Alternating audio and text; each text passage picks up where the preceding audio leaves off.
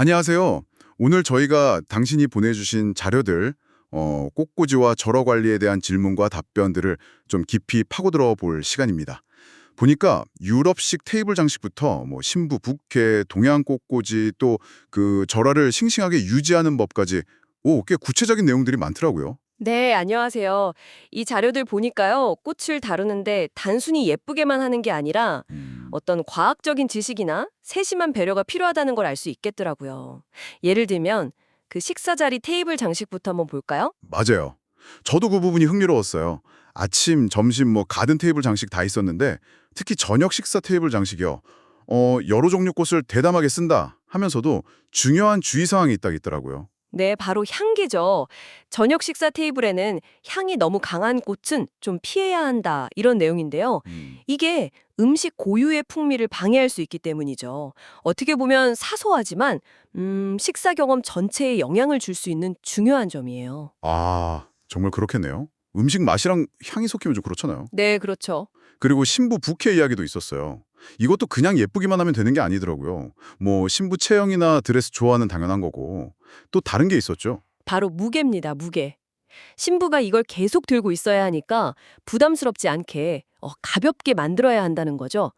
그래서 때로는 꽃이나 잎 줄기 대신에 와이어를 쓰기도 한대요. 무게를 줄이려고요. 와이어를요? 아, 정말 세심한 배려네요. 네. 그리고 그 미국식 부케는 원형이나 삼각형처럼 형태 중심인데 독일식 부케는 좀 더 그 식물 자체의 자연스러운 모습을 살린다는 차이점도 흥미로웠어요. 아, 그런 스타일 차이도 있군요. 와이어까지 쓴다니 정말 실용성이 중요하네요. 자, 그럼 이렇게 예쁘게 만든 꽃, 오래 싱싱하게 보려면요. 그 자료에 펄싱 처리라는 말도 나오던데요. 이건 뭔가요? 아, 네. 펄싱 처리. 이건 수확한 절화에다가 음, 뭐랄까, 에너지를 확 주는 거예요. 당분이나 보존제 같은 걸 짧은 시간 안에 흡수시키는 거죠. 특히 멀리 운반하거나 하기 전에 꽃 수명을 늘리려고 많이 쓰는 방법이에요. 근데 이게 또 모든 꽃에 다 똑같이 효과가 있는 건 아니고요. 아하, 일종의 에너지 드링크 같은 거군요. 네, 뭐 그런 셈이죠. 근데 자료에 또 이상한 내용이 있었어요. 물올림 처리 후에 줄기를 단단하게 하려고 온도를 30도까지 올린다. 이건 좀 이상한데요? 그 부분은 주의해야 합니다. 그건 잘못된 정보일 가능성이 높아요. 일반적으로 절화는 오히려 시원하게 네, 저온에서 보관해야 노화가 늦춰지고 싱싱함이 오래 유지되거든요. 30도는 글쎄요, 일반적이진 않죠. 아, 역시 그렇죠. 온도를 높이는 게 아니라 낮춰야 하는 거군요. 네, 맞습니다. 그리고 그 노화 호르몬, 에틸렌 가스 발생을 줄이는 방법으로는 뭐 자외선, 오존, 아니면 활성탄 흡착 이런 게 있는데 적외선은 해당 사항이 없다는 것도 같이 알아두시면 좋고요. 그렇군요. 잘못된 정보도 잘 걸러내야겠네요. 자, 그럼 마지막으로 좀 문화적인 측면으로 가볼까요?